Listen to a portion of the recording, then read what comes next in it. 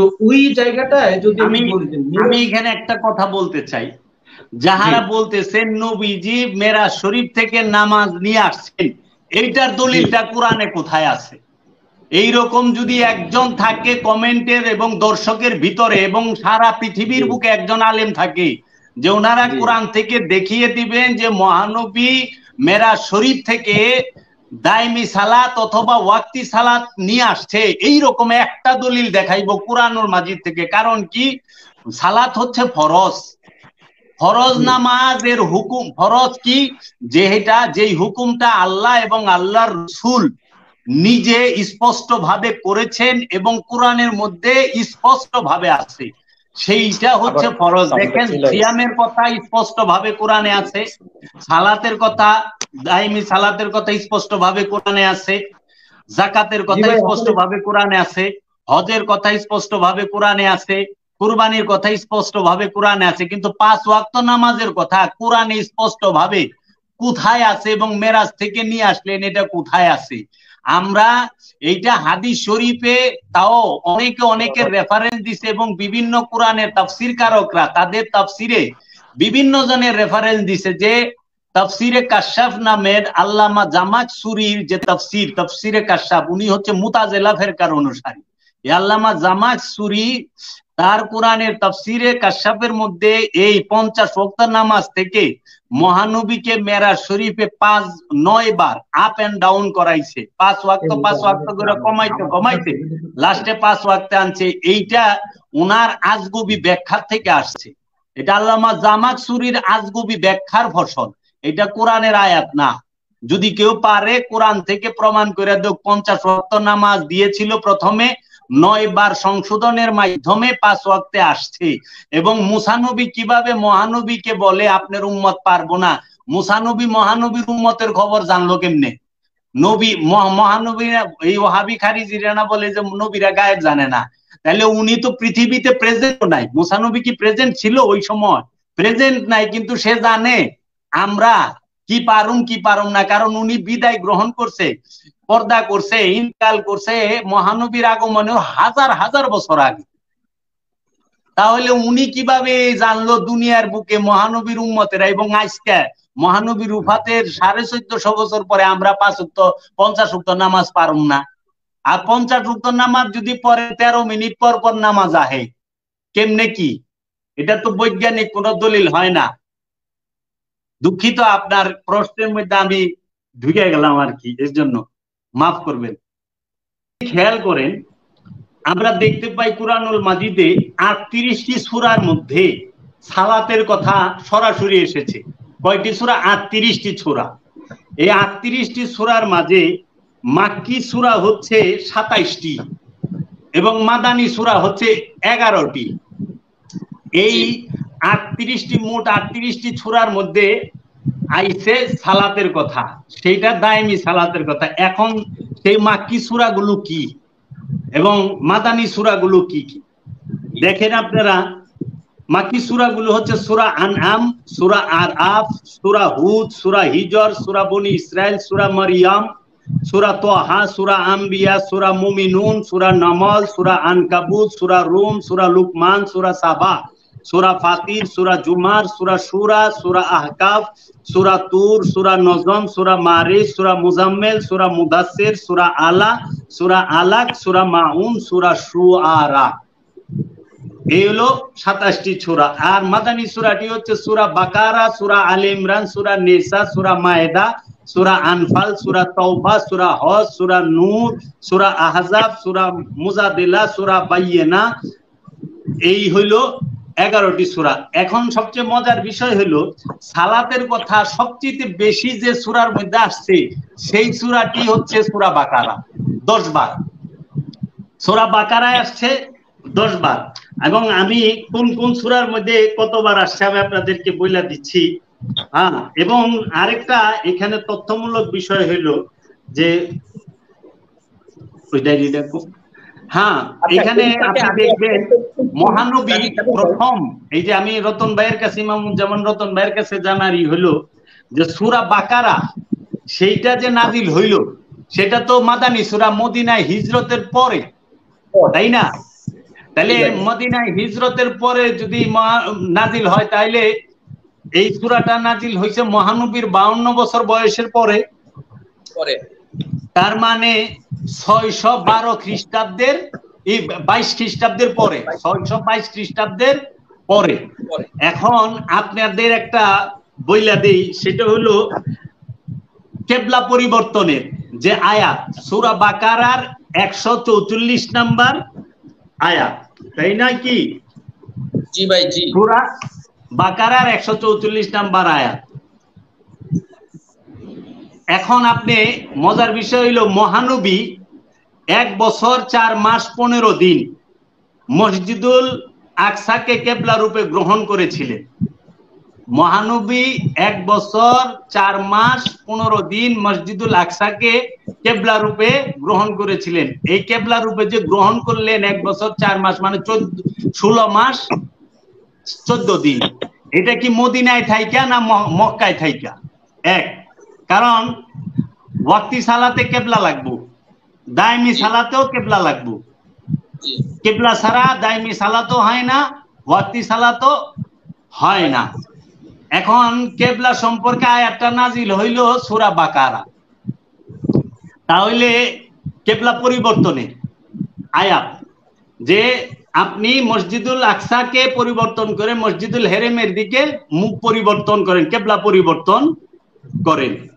তাহলে পরে মক্কায় থাকতে মহানবী নিশ্চয়ই মসজিদুল আকসার দিকে কেবলা করছেন, কিন্তু আমরা মক্কা শরীফে থাকা অবস্থায় ওয়াক্তি সালাতের কোনো নির্দেশনা পাই না। কিন্তু মক্কা শরীফে মাক্কি সূরা নাজিল হয়ে গেল কয়টা? টোটাল 27টা। 27টা সূরা নাজিল হয়েছে, একটা দুইটা সূরা না। তাহলে 27 সূরার মধ্যে যে সালাতের কথা আসলো, সেটি কোন সালাতের কথা? এখন আসেন যে আমরা যে সালাত বলি, সালাতের কথা বলি, আমাদের সমাজে যেরকম প্রত্যেক কোরআন বলছে প্রত্যেক নবীর উম্মতের উপরে সালাত ফরজ করা হয়েছে, প্রত্যেক নবীর উম্মতের উপরে সালাত এবং যাকাত ফরজ ছিল, বাবা আদম থেকে নিয়ে মহানবী পর্যন্ত। তাই আমার মুর্শিদ কেবলা কাবা কালান্দার বাবা জাহাঙ্গীর, তিনি এই কিতাবটির নাম হচ্ছে নিম্ন ব্যচিত্ত দাহ সুফিবাদ সার্বজনীন। এই কিতাবের মধ্যে সবচেয়ে বড় একটি চ্যাপ্টার আছে সালাতে নামাজের কথা 82 বার।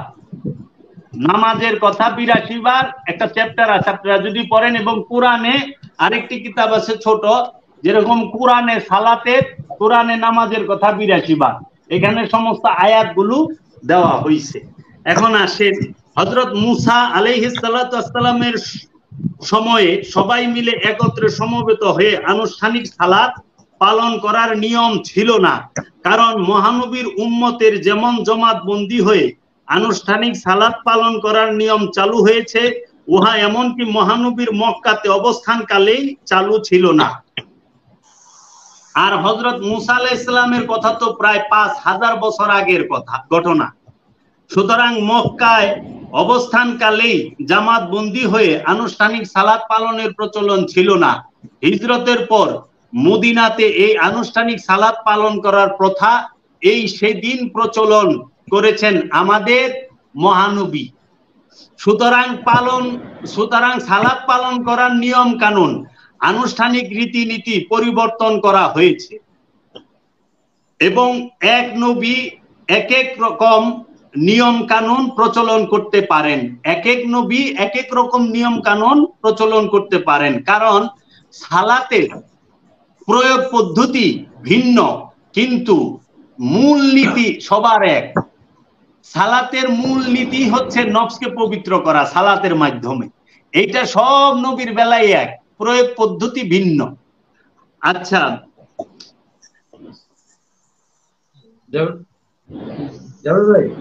আনুষ্ঠানিক রীতিনীতির পরিবর্তন করা হয়েছে এবং এক নবী এবং আরেক নবীর নিয়ম কানুন প্রচলন করতে পারেন এবং এই সব নিয়ম কানুন যুগের চাহিদা অনুযায়ী সালাতের নিয়ম কানুন পরিবর্তন হইতে পারে, কিন্তু মূল নীতি সালাত কায়েমের প্রশ্নটি অবশ্যই অবশ্যই অপরিবর্তনীয়, অর্থাৎ এক এবং অখণ্ড। আল্লাহর আইন কখনো বদল হয় না। কোরআনের এই কথাতে মূলনীতির কথাই বলা হয়েছে, ব্যবহারিক পদ্ধতির কথা বলা হয়নি। কারণ ব্যবহারিক পদ্ধতির পরিবর্তন একটি মানুষের জীবনে অনেক রকম দেখা যেতে পারে। মহানবী মক্কাতে যে সালাত শিক্ষা দিয়েছেন সেইটি হচ্ছিল নীতি নির্ধারণী সালাত, নীতি নির্ধারণের সালাত, আনুষ্ঠানিক সালাত না। সমস্ত নবী রসুলগণে নীতি নির্ধারণের যে সালাতটি সেইটি শিক্ষা দিয়েছেন তার উম্মতকে। আর যারা নাকি এই উম্মতের মধ্যে ফাঁকিবাজ, একটু ফাঁকি দেওয়ান যাইব মানে ঘুষও খাওয়ান যাইব, আল্লাহরও খুশি রাখন যাইব, এরকম একটা পদ্ধতি পালনের জন্য তারা কি করলো, আনুষ্ঠানিকতাটাকেই মূল বইলা ধইরা নিল। দেখুন কোরআনুল মাজিদে 46 নাম্বার সূরা খাবার 46 নাম্বার আয়াতে আল্লাহ বলেছেন, তোমরা আল্লাহর জন্য দাঁড়াও, প্রথমে জোড়ায় জোড়ায় এবং তারপরে একা একা। এটাকেই সব সালাতে দাঁড়ানোর আয়াত হিসেবে ধরে নিয়েছেন এবং বলেছেন, তোমরা আল্লাহর জন্য দাঁড়াও, প্রথমে জোড়ায় জোড়ায় তারপরে একা একা। তোমরা সালাতে দাঁড়াও, প্রথমে জোড়ায় জোড়ায় তারপরে একা একা। এই জোড়া এখানে দেখেন 2ও বলা হয় না, 3ও বলা হয় না, 4ও বলা হয় না, 5 জনও বলা হয় না।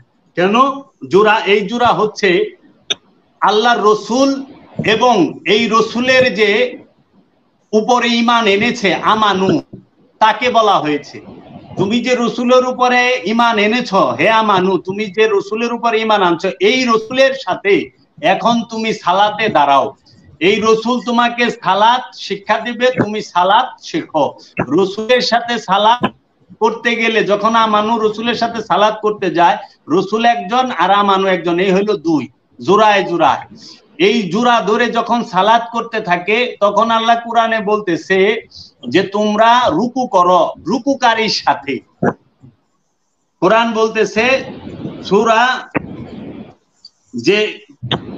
সূরা বাকারা 43 নম্বর আয়াতে, তোমরা রুকু করো রুকুকারীদের সাথে।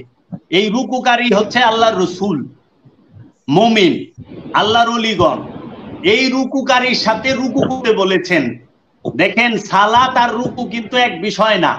সালাত শব্দের অর্থ হচ্ছে সংযোগ এবং যোগাযোগ, প্রচেষ্টা। আর রুকু শব্দের অর্থ হচ্ছে আল্লাহর যত হুকুম হাকাম যাহা কিছু আছে, এই সম্পূর্ণ হুকুম হাকাম আদেশ নির্দেশের প্রতি সম্পূর্ণ রূপে ঝুঁকে যাওয়া, রবের কাছে, আপন রসুলের কাছে নিজের ইচ্ছাকে সম্পূর্ণ রূপে উৎসর্গ করার প্রচেষ্টাকেই বলা হয় রুকু। এই রুকুকারীর সাথে, কারণ আল্লাহর রসুল সে অলরেডি, আল্লাহর ওলি সে অলরেডি রুকুকারীর সাথে রুকু করতে বলা হয়েছে। এবং আল্লাহ বলেছেন রুকুকারী কারা? আল্লাহ বলছেন যারা সালাত কায়েম করে এবং যাকাত আদায় করে তারাই হলো রুকুকারী। এটা হচ্ছে সূরা মায়েদার আয়াত। যাহারা সালাত কায়েম করে এবং যাকাত আদায় করে এবং তারাই হলো রুকুকারী। দেখেন যারা রুকুকারী তাদের সালাতও কায়েম হয়ে গেছে এবং যাকাতও আদায় হয়ে গেছে। আর আমরা নামাজের মধ্যে রুকু করি, কোরআনের আয়াতের সাথে কিন্তু মিলতেছে না।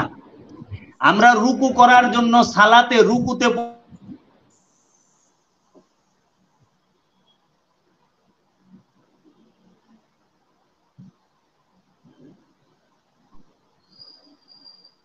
আমরা রুকুতে পৌঁছাবার জন্য সালাত করব এবং সেজদায় পৌঁছাবার জন্য সালাত করব। সেজদা কখনো সালাতের ভিতরের অংশ না। সালাতের মধ্যে সেজদা থাকে না, সেজদার মধ্যে সালাত থাকে না। কারণ সালাত, সেজদা শব্দের অর্থ সম্পূর্ণ আত্মসমর্পণ, রবের ইচ্ছার কাছে সম্পূর্ণ রূপে আত্মসমর্পণ। আর সালাত শব্দের অর্থ হইল রবের সাথে সংযোগ এবং যোগাযোগের প্রচেষ্টা। আত্মসমর্পণ করার পরে আর সালাত থাকে না, সেজদা করার পরে সালাত থাকে না। আর সালাত যতক্ষণ আপনি করতেছেন ততক্ষণ আপনি সেজদাকারী হইতে পারেন নাই, সেজদা করতে পারতেছেন না। সেজদায় পৌঁছাবার জন্য আপনি সালাত করতেছেন, এটা বুঝতে হবে।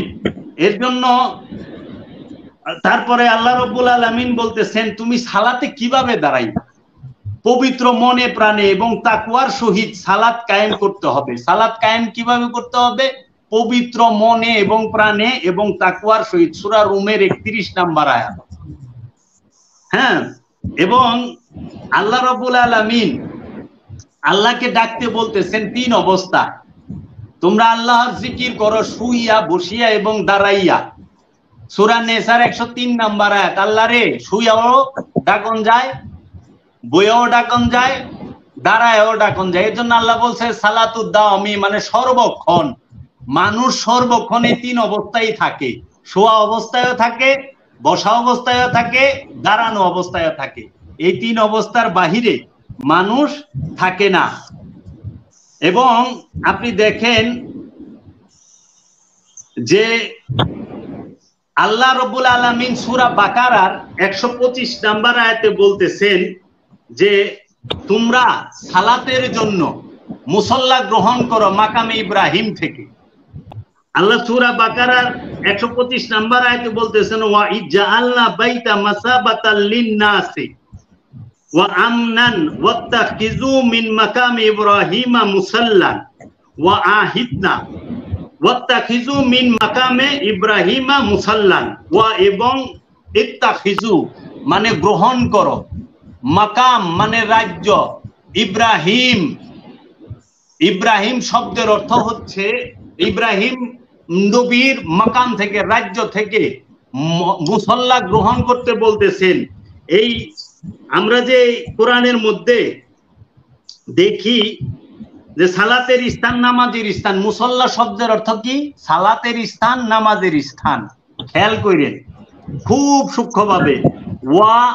ওয়াত্তাখিযু মিন মাকামে ইব্রাহিমা, তোমরা ইব্রাহিমের রাজ্য থেকে সালাতের স্থান গ্রহণ করো। নামাজের আমরা যেরকম জায়নামাজ, মুসল্লা কারে কই?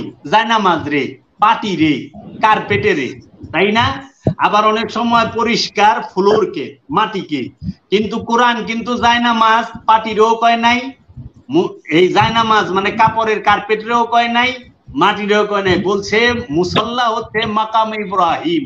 মাকাম শব্দের অর্থ হলো রাজ্য, ইব্রাহিমের রাজ্যকে গ্রহণ করতে বলছে। মুসল্লা বিছানের বিষয় না, গ্রহণ করার বিষয়। আর মুসল্লার উপরে দাঁড়াইতে হয় না, মুসল্লা গ্রহণ করতে হয়। এই মুসল্লা কি? ইব্রাহিমের রাজ্যটাই হচ্ছে এই সমস্ত বেলায়েত, রিসালাত, নবুয়াত এবং আবদিয়াতের রাজ্য। সমস্ত ওলি, সমস্ত নবী, সমস্ত রসুল, সমস্ত আব্দুহুগণ এই মাকামে ইব্রাহিমের রাজ্যেই থাকেন, এই মাকামের ইব্রাহিমের রাজ্যেই থাকেন। এই মাকামে ইব্রাহিমের রাজ্য থেকে মুসল্লা গ্রহণ করতে বলতে মানে হচ্ছে একজন ওলিয়ে কামেলের কাছে বায়াত গ্রহণ করা অর্থই হচ্ছে এই মুসল্লা গ্রহণ করা। মাকামে ইব্রাহিম হচ্ছে একজন ওলিয়ে কামেলের এই মুসল্লাটা। এই মাকামে ইব্রাহিম হচ্ছে এই জায়নামাজটাই হচ্ছে একজন ওলিয়ে কামেলের কাছে বায়াত গ্রহণ করা, একজন রসুলের কাছে ঈমান আনা। এই রসুলের কাছে ঈমান এনেই মুসল্লা গ্রহণ করতে হয়, তারপরে সালাতে দাঁড়াইতে হয়। ওয়াহাবি এবং সালাফি এবং উমাইয়া আব্বাসিয়া রাজবংশের চক্রান্তে আমরা কোরআনের মূল দর্শনটি বুঝতে পারি না।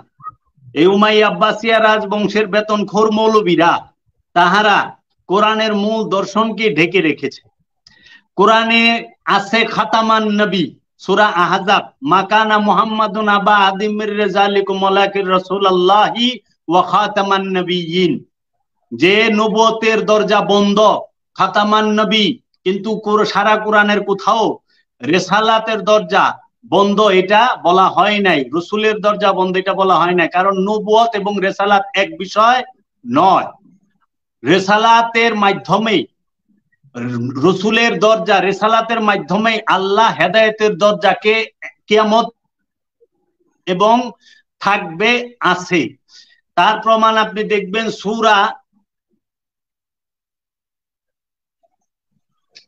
সূরা ইব্রাহিমের 4 নম্বর আয়াতে আল্লাহ রাব্বুল আলামিন বলতেছেন ওমা আরসালনা ইল্লা বিলিসানি কওমিহি লিবায়্যিনা লাহুম, যে আমি এমন কোন জাতি নাই, এমন কোন সম্প্রদায় নাই যে ওই জাতির নিজস্ব ভাষায় আমি আমার রসুল প্রেরণ না করেছি আমার নিদর্শন সমূহ বর্ণনা করার জন্য। আল্লাহর নিদর্শন বর্ণনা করার জন্য সব সময়ই রসুল চলমান প্রক্রিয়া। আল্লাহর পথে মানুষকে ধাপিত করার জন্য এবং মানুষের নফস থেকে খান্নাস রূপী শয়তানকে মুক্ত করার জন্য সবসময় রসুল চলমান প্রক্রিয়া। রসুলের দরজা বন্ধ নয়, নবুয়তের দরজা বন্ধ, নবীর দরজা বন্ধ, নবী আর আসবে না, কিন্তু রসুলের দরজা সবসময় খোলা। যদি কেউ বলে রেসালাতের দরজা বন্ধ, তাহলে আমি যে অপরাধ করতেছি, আমি যে আকাম কোকাম করতেছি, এটা সাক্ষী কে হবে? আল্লাহ যে বললো যে প্রত্যেকের ইমাম সহ ডাকা হবে, প্রত্যেকের ইমাম সহ, প্রতিটা নফসকে তার ইমাম সহ কিয়ামত দিবসের দিন ডাকা হবে, আখেরাতে হাসরের মাঠে ডাকা হবে যে সে কি করেছে। তাহলে আমার ইমাম কি মসজিদের মৌলবী? যদি কোন যে মসজিদের মৌলবী ইমাম, তা আমাকে মসজিদে আমার 40 বছর বয়স পর্যন্ত না হইলে পরে এই মসজিদে না হইলেও 20টা মৌলবী চেঞ্জ হয়েছে, এই 20টার মধ্যে কোনটারে ডাকবো, কারে ডাকবো? বিষয় হচ্ছে রসুল সব সময় আছে, এবং এই রসুলকে চেনার জন্য, জানার জন্য আল্লাহ রাব্বুল আলামিন বলেও দিয়েছেন যে তোমার নফসকে পবিত্র করতে পারবে, পবিত্র করার শিক্ষা দিবে সেই রসুল, যে তোমার কাছে রবের আয়াত তিলাওয়াত করতে পারবে সেই রসুল, যে তোমার কাছে কিতাব শিক্ষা, তোমাকে কিতাব শিক্ষা দিতে পারবে সেই রসুল, এবং যে তোমার কাছে হিকমতের জ্ঞান দিতে পারবে তোমাকে সেই রসুল। এখন যিনি কিতাব শিক্ষা দিতে পারেন না, কিতাব কি? কিতাব বলা হয় প্রত্যেকটা ওলিয়ে কামেল, প্রত্যেকটা রসুল এবং নবীদের নূরি দেহ মুবারককেই বলা হয় আল্লাহর কিতাব। এই নূরি দেহ মুবারককে প্রতিটা নবী এবং রসুলই হচ্ছেন আল্লাহর কিতাব। এই কিতাবকে ধ্যানের মাধ্যমে, সালাতের মাধ্যমে পাঠ করতে হয়, দাইমি সালাতের মাধ্যমে পাঠ করতে হয়। আর ওই কিতাবকে যখন পাঠ করে, তখন ওই কিতাবের মধ্যে রব্বুল আলামিন যে কোরআনকে সংরক্ষিত করিয়া রাখিয়াছেন, সেই কোরআনকে দেখতে পায় একজন সাধক, একজন মুসল্লি, একজন মুমিন। এর জন্য এই কিতাবকে পাঠ করতে হয়। এখন কিতাব বানায় দিছে এই উমাইয়া আব্বাসিয়া রাজবংশের বেতনখোর নবীরা বইয়েরে, তাও মানুষের লিখিত। অথচ আল্লাহ কইতেছে আমি ঈসাকে কিতাব দিয়ে পাঠাইছি, ঈসাকে কিতাব এবং হিকমত দিয়ে পাঠাইছি। তো ঈসা নবী কি মার পেটের থেকে এরকম বইলে বেরিয়েছে? বইলে আইছে? নাউজুবিল্লাহ, ওইরকম বইলে তাহে নাই। কোন নবী কি মার পেটের থেকে এরকম বাইন্ডিং করা কিতাব লয়ে আইছে যে আমি কিতাব লয়ে আইছি, এটা পড়ো, এটা পড়ো। আবার এই কিতাব পড়নের লেগে একজন মৌলবী লাগবো, একজন শিক্ষক লাগবো, আবার এই কিতাব পড়নের লেগে ভাষা শিক্ষা লাগবো, সরয় সরায়া ক খ এ বি সি ডি আলিফ বা তা সা এগুলা লাগবো। আসলে নুরি কিতাবের কোনো অক্ষর নাই, নুরি কিতাবের আছে নূর। নূর কিতাব পাঠ করতে কখনোই এই আক্ষরিক জ্ঞানের প্রয়োজন হয় না। এর জন্য নুরি কিতাব উম্মি হয়। নুরি কিতাবের মধ্যে কাগজও থাকে না, কালিও থাকে না, এবং কোনো ভাষাও থাকে না। নুরি কিতাবে শুধু থাকে নূর। এই নুরি কিতাবকে ধ্যান কইরা গায়েবের খবর কইতো। ঈসা নবী কি বলছে যে আমার কাছে কিতাবের জ্ঞান আছে, আমি জন্মন্ধকে ভালো করতে পারি, আমি কুষ্ঠ রোগীকে ভালো করতে পারি, আমি মৃতকে জীবিত করি আল্লাহর হুকুমে, এবং তোমরা কে কি দেয়া ভাত খাই আইছো আমি সব কইয়া পারি। আর অহংকার মৌলবীরা যারা নাকি কিতাব পড়তে পড়তে এত পরিমাণ কিতাব পড়ছে যে নিজেও জানে না কত কিতাব পড়ছে, তারপরেও হেরা এর বাড়ির কোন হানে কি আছে এবং কুলায় কই গেছে এটা কইয়া পারে না। যে আমি বুঝলাম না এই বিষয়কে, এবং আমিও পারি না। আমি যে তাগত সুলতানা আত্মসমালোচনা আমিও জানি। আল্লাহ বলতেছেন মা তারা ফি খালকির রহমানি মিন তাফাবুত, আমার সৃষ্টিকে তোমরা খুঁটিয়া খুঁটিয়া দেখো, কোনো ভুল পাবে না। জি, এখানে একটু বলতে চাই আপনার সাথে যে প্রচলিত বর্তমানে মোল্লারা মিথ্যা অভিযোগ প্রচালিত যে এখন অনেকেই এই যে দর্শকের ভিতরে এবং মোল্লা মুন্সিদের ভিতরে এবং অনেক সবাই না এক শ্রেণীর মানুষ, তারা আমাদের বিরুদ্ধে একটা অপবাদ দিতে চায় যে তারা প্রচলিত যে নামাজ ও সেজদাকে অস্বীকার করতেছে। তারা প্রচলিত নামাজ ও সেজদাকে অস্বীকার করছে। কখনোই না, কখনোই না। কারণ এই বলে কেউ যেন ভুল করে না বসেন যে আমরা 5 ওয়াক্ত নামাজের 5 ওয়াক্ত নামাজ পড়তে বারণ করেছি, এই ভুলটা যেন কেউ না মনে করেন, এই ভুল যেন কেউ না করেন যে আমরা 5 ওয়াক্ত নামাজ পড়তে বারণ করেছি।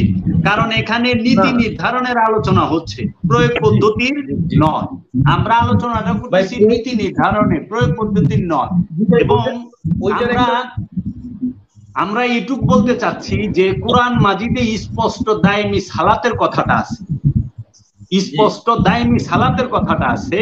সেইটাকে বর্তমান সমাজের উমাইয়া আব্বাসিয়া রাজবংশের বেতনখোর মৌলবী এবং ওহাবি সালাফি এবং খারিজি মতবাদের মৌলবীরা তাহারা এই দায়মি সালাতকে সম্পূর্ণরূপে অস্বীকার করে এবং ওয়াক্তি সালাতকে এরা মূল সালাত মনে করে। না, মূল সালাত হচ্ছে দায়মি সালাত। দায়মি সালাতকে পরিচয় করিয়ে দেবার জন্য, জানাবার জন্য ওয়াক্তি সালাতের প্রয়োজন। আর ওয়াক্তি সালাতের মধ্যে তারাই থাকে যারা একদম সাধারণ শ্রেণীর মুসলমান, একদম সাধারণ যে মান লেভেলের যারা মুসলমান আমানু, তারা যে তারা ওই নফসের পবিত্রতার ধার ধারে কোন রকম ভালো মন্দ ভালোভাবে চলতে পারলে হয়, একটু খায়া পইরা ভালোভাবে বাঁচতে পারলে হয়, ইসলাম লে এত মাথা কামানের কিছু নাই। তাদের কাছে এইরকম একটা চিন্তাধারা, তারা এই পীর ধরা এই মুর্শিদের কাছে বায়াত হওয়া এবং দায়মি সালাত করা, মুরাকাবা মুশাহেদা এটারে জঞ্জাল মনে করে। এখন ওনারা করে না দেখে যে করে তারে বন্ধ করে। এবং আমি এত দায়মি সালাত নিয়ে কেন কথা বলতেছি তার কারণ একটাই, সেটা হলো ইদানিং কালে এক শ্রেণীর আলেম বাইরেছে এবং এক শ্রেণীর বাউলদের ভিতরে যে ওলি আল্লাহদেরকে নিয়ে কথা বলে যে অমুক পিসা ভাই লেখা চুমটা ঘুরে ওনার নামাজ রোজা পড়ে না, মসজিদাইতে দেখি না, এখানে বলে আবার দিক, এই সমস্ত কথা বলে। আসলে এই লোকটা জানেই না সালাত কয় প্রকার। আল্লাহর ওলিগণ দায়মি সালাত করতে করতে তারা বেলায়েত হাসিল করেন, ওলিত্ব অর্জন করেন, তারা ওলিয়ে কামেল হন, কামালিয়াত হাসিল করেন। ওয়াক্তি সালাত পইরা আজ পর্যন্ত জগতে কেউ কামেল ওলি হইতে পারে নাই, কামেল ওলি কেউ হইতে পারে নাই। কারণ ওয়াক্তি সালাতের মধ্যে সুদখোর, ঘুষখোর, চোর, চিটার, বাটপার, আত্মসাৎকারী এরা থাকতে পারে, কিন্তু দায়মি সালাতের মধ্যে এরা কেউ প্রবেশই করতে পারবে না। কারণ দায়মি সালাত করতে গেলে সর্বপ্রথম এই সুদ, ঘুষ, চিটারি, বাটপারি, এই জুলুমকার, এই আত্মসাৎ সব বাদ দিয়া এবং উগ্রতাও বাদ দিতে হবে। দেখবেন 5 ওয়াক্ত নামাজ পড়ে কিন্তু ভয়ঙ্কর উগ্র, কথায় কথায় কুবায় কাইটা হালাই দিবার চায়, জব করে হালাই দিবার চায়। আমি বুঝি না, আমাদের তো বিনয়ী হয়। এখন আমি আপনাকে এটার উত্তরটা দিচ্ছি যে 5 ওয়াক্ত নামাজ যাহারা পড়ে সবাই কিন্তু খারাপ, অধিকাংশ মানুষই ভালো, অধিকাংশ মানুষ ভালো, আমি খারাপ বলি না। হ্যাঁ, আর পীরের দরবারে যারা মুরিদ হয় তারাও যে সবাই ভালো তা না, অধিকাংশই জঘন্য। হ্যাঁ, অধিকাংশই জঘন্য। এবং সবচেয়ে আমি কোনটা বলছি, যারা দায়মি সালাত করে, দায়মি সালাতের মধ্যে যিনি অবস্থান করতেছে সে কখনোই পাপ করতে পারে না। আল্লাহ কোরআনেই বলছে ইন্নাস সালাতা তানহা আনিল ফাহশাই ওয়াল মুনকার, নিঃসন্দেহে সালাত পাপ এবং অশ্লীল কর্ম থেকে বিরত রাখে। সেটা হলো দায়মি সালাত। কারণ কি দায়মি সালাত কি? সব সময় কিবলার দিকে লক্ষ্য রাখা, সব সময় কাবার দিকে লক্ষ্য রাখা। তোমার কিবলা, তোমার কাবা কে? আমার আপন মুর্শিদ, আমার আপন রাসূল, তার দিকে সব সময় ধ্যান এবং খেয়াল রাখা। আর আপন মুর্শিদের দিকে, আপন রাসূলের দিকে যতক্ষণ সে রবের দিকে ধ্যান এবং খেয়াল রাখে সে কখনোই পাপ কর্ম করতে পারে না। আমি এটা বলি না ওলির দরবারে যারা মুরিদ দিছে এরা খারাপ না, এরা খারাপ, কিন্তু যাহারা দায়মি সালাতে রত তাহারা কখনো পাপ করতে পারে না। আপনি দেখেন কোন ওলি আল্লাহ কাহারো বাড়িতে আক্রমণ করে না, কোন ওলি আল্লাহ কাহারো কে আঘাত করে না, কোন ওলি আল্লাহ কাহারো হাত পাও ভাঙ্গা দেয় না, কোন ওলি আল্লাহ কোন মানুষের উপরে সে ন্যায় হোক অন্যায় হোক তার উপরে আঘাত সে আল্লাহর উপরে ছাইরা দেয়। আর আমাদের প্রচলিত সমাজে আমার মতের সাথে না মিললেই তারে জব করা ওয়াজিব, তারে মাইরা ভালো ওয়াজিব, তারে বাড়ি ঘর জ্বালাই দেওয়া ওয়াজিব। বড় নেকের কাম করলাম। আপনি না সালাতি, আল্লাহ রাসূল বলছে যেই পর্যন্ত তোমার হাতের দ্বারা, তোমার জবানের দ্বারা, তোমার কর্মের দ্বারা অন্য একটি মানুষ নিরাপদে না থাকবে সেই পর্যন্ত তুমি মুসলমান হইতে পারবা না। আর ওখানে তো দেখি এক মুসলমান আরেক মুসলমান রে কাফের কইতাছে, এক মুসলমান আরেক মুসলমান রে সে কইতাছে মুরতাদ মুশরিক, এবং কি এক মুসলমান আরেক মুসলমানের বাড়িঘর ভাঙতাছে পুড়তাছে। আসলে মতের মিল না হইতে পারে, অনুষ্ঠানের মিল না হইতে পারে, তাই কি আরেকজনকে এইভাবে আপনি বর্বরোচিত হামলা করবেন, আঘাত করবেন? এটা তো ইসলাম না। এর জন্য দেখেন ওয়াক্তি আনুষ্ঠানিকতার ভিতরেও খারাপ মানুষ সব তা না, অধিকাংশই ভালো। বলি যে আপনি সুন্দর একটা কথা বলছেন যে আল্লাহ দেখেন মনের নিয়ত, আল্লাহ আমল দেখেন না, সুরত দেখেন না, লেবাসও দেখেন না, আল্লাহ দেখেন মনের নিয়ত। কারণ আল্লাহ অন্তর্যামী, অন্তরের নিয়তটাই আল্লাহ দেখেন। এখন যে মানুষগুলো গভীর রাতে উঠে সালাত করে অথবা ভোরবেলা ঘুম তারা বাদ দিয়ে সালাত করে, তারা মহব্বতই করে, খোদার মহব্বতই করে, এবং তাহারা কোনো না কোনো কিছুকে পাওয়ার জন্যই করে না।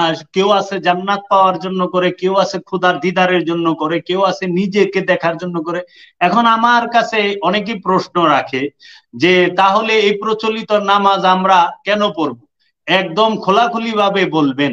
অনেক সময় ধরে শুধু পেঁচাইলেন, বাবা আমরা কোনো পেঁচাপেচি করি নাই, কোনো পেঁচাই না, হয়তো আপনার কাছে পেঁচ লাগছে। হ্যাঁ, আমরা বলতে চাচ্ছি যে 5 ওয়াক্ত নামাজের স্পষ্ট দলিলটা আমরা কোরআন থেকে পাই নাই, আমরা হাদিস থেকে পাইছি। তাও এটা প্রয়োগ পদ্ধতি, এবং অনেক সাহাবীর থেকে, যে সমস্ত সাহাবীর নাম জীবনে আমরা কমই শুনছি, হ্যাঁ, যেরকম হযরত আবু বকর সিদ্দিক, হযরত ওমর, হযরত উসমান, হ্যাঁ, এদের থেকে সালাতের কোনো হাদিস পাওয়া যায় না।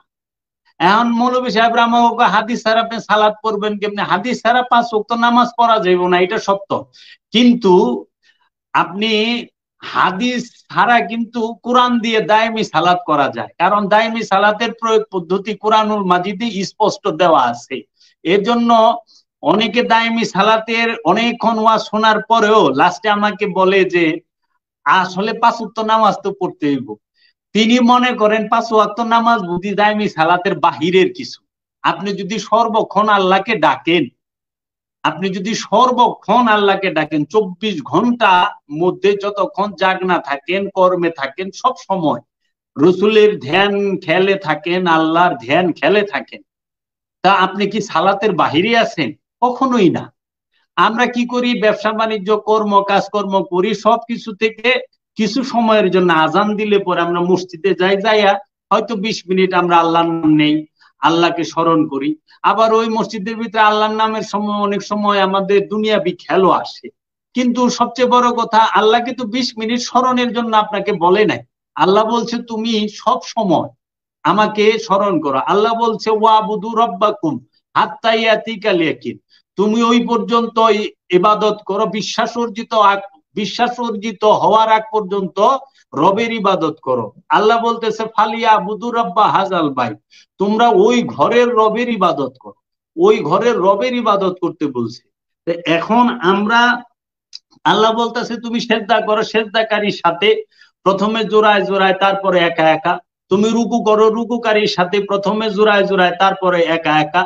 তারপরে আল্লাহ রাব্বুল আলামিন বলতেছেন যে তুমি কি হযরত ইব্রাহিম আলাইহিস সালাতু ওয়াস সালাম এবং ইসমাইল আলাইহিস সালাতু ওয়াস সালাম থেকে আল্লাহ ওয়াদা গ্রহণ করছেন যে তিনি আল্লাহর ঘরটিকে পবিত্র রাখবেন। কি কার জন্য? যিনি রুকুকারী, সেজদাকারী এবং ইতিকাফকারী, এদের জন্য আল্লাহর ঘরকে পবিত্র রাখবেন। এটা ইব্রাহিম নবীর কাছ, ইব্রাহিম এবং ইসমাইল নবীর কাছ থেকে আল্লাহ ওয়াদা নিছেন। তাহলে ইব্রাহিম আলাইহিস সালাতু ওয়াস সালাম আল্লাহর ঘরকে পবিত্র রাখবেন, সেটা কিভাবে? এখন কি আল্লাহর ঘরকে ইব্রাহিম আলাইহিস সালাম এবং ইসমাইল আলাইহিস সালাম পবিত্র রাখতেছেন? যে আসে না। আমি একবার সালাতে সেজদা সম্পর্কে সূরা ইউসুফের 100 নম্বর আয়াতের রেফারেন্স দিছিলাম, তখন আমাকে একজন বলছিল যে আরে ওইটা হইলো ইয়ের সুন্নত, ঈসা মুসা নাম কি ইউসুফ নবীর সুন্নত, ওইটা আমাগো নবীর সুন্নত না। এবং এইভাবে বলছে, আরে গাদা, ওইটা ইউসুফ নবীর সুন্নত, আমরা পালন করুম কে?